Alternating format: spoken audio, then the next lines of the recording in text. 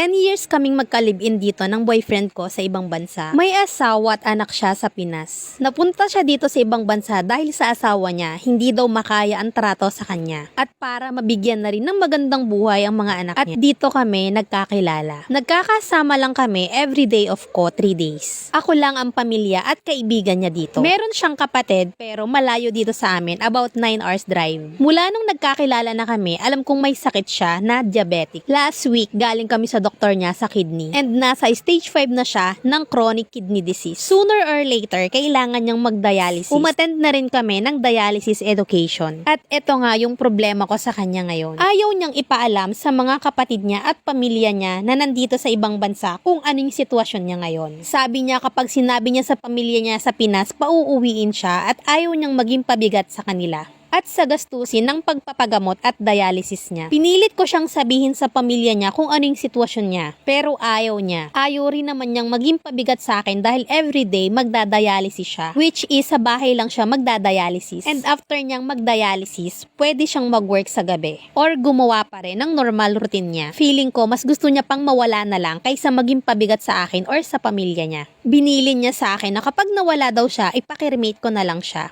at ipadala sa Pinas.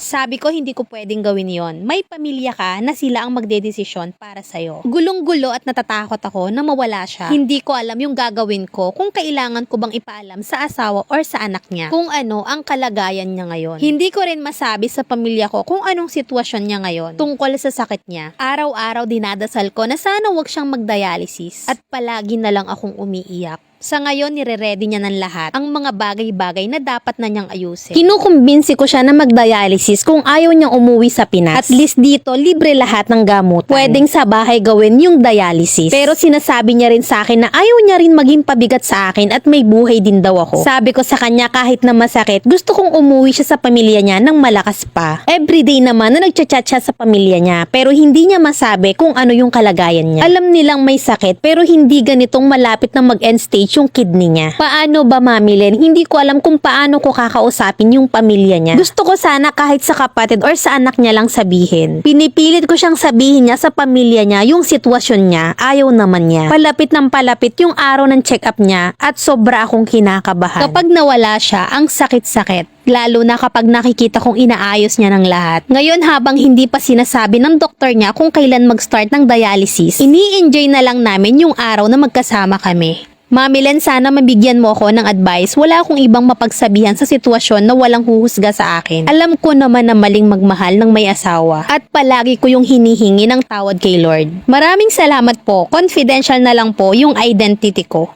Grabe yung paninindigan niya na huwag talagang magpakita hanggang sa huling hininga. Dun sa part na yon medyo duda ako eh. Kailangan mong ipaliwanag sa kanya. May mga bagay talaga na kailangan nating harapin. At hindi natin pwedeng talikuran ng ganun-ganun na lang. Sa case ng boyfriend mo, 10 years kayong magkasama. May ramdam din naman niya sa sarili niya na ang laki ng pagkukulang niya. At sa tingin ko, dun na lumalabas yung takot niya. Nasa 10 years nga naman nakasama ka niya. Ngayon lang siya magpapakita sa pamilya niya dahil may sakit siya. Gusto niya bang umalis dito sa mundo natin na hanggang sa mautas siya ay nagkakasala siya, na hanggang sa ngayon ay hindi niya kayang harapin yung multo sa buhay niya. Mas masarap yung umalis ka ng may peace of mind. Kasi hindi naman basta aalis lang siya at may kambalik pa diga? That yung pinag-uusapan dito. Much better na kung hindi man magawa niya yung part niya, na hindi niya masabi sa pamilya niya yung condition niya. Much better na ikaw yung gumawa ng part na yon. Kahit nasa ikagagalit niya pa. Karapatan kasi ng anak niya at ng asawa niyang malaman yung tunay na nangyayari. And tama ka, hindi rin naman po pwede na ipadala mo na lang doon ng basta na abo na lang. At eto naman yung real talk advice ng Mami Len nyo. Ikaw dapat ang magsilbing tulay. Simulan mo sa asawa. Kayong dalawa yung unang mag-usap at kung ano man ang maging hatol niya sa'yo, yun ay tatanggapin mo. Then saka nyo kausapin ang mga bata. Karapatan ng asawa at karapatan ng mga anak niya. Kung may nagawa man kayong pagkakamali, ngayon yung pagkakataon nyong bumawi. Total, pinasok mo na rin naman yung buhay niya. 10 years din naman kayong nagkasala. Do kahit kahit sabihin mo na alam mong mali ka pero tinuloy mo pa rin talaga. So siguro ibigay mo naman yung part na para sa kanila, sa asawa at anak niya. At kung hindi man maganda yung kalabasan, at least hindi ka inuusig ng konsensya mo na sana ginawa mo, na sana ganito, na sana ganun pala. Diga, mas mahirap yung magsisi ka sa huli. Kaya hanggat may panahon pa, wag nyo nang sayangin. Kung ayaw niya, ikaw ang gumawa. Mas masarap kasi sa pakiramdam na nagawa mo pa rin yung tama hanggang huli. Na ibinigay mo pa rin yung karapatan ng pamilya at anak niya. Wag naman yung ipapadala mo ay abo na. Dahil hindi rin naman natin alam kung ano talaga yung reason ba't napadpad siya dyan sa ibang bansa. Maaaring sige open siya sa'yo at malaki yung tiwala mo sa kanya. Pero hindi ka ba naku-curious na bilang na yung oras niya dito sa mundo pero hindi niya pa rin kayang harapin yung pamilya niya? Hindi rason yung magiging pabigat lang siya at ayaw niyang umasa sa pamilya niya. Kaya ayaw niyang magpakita.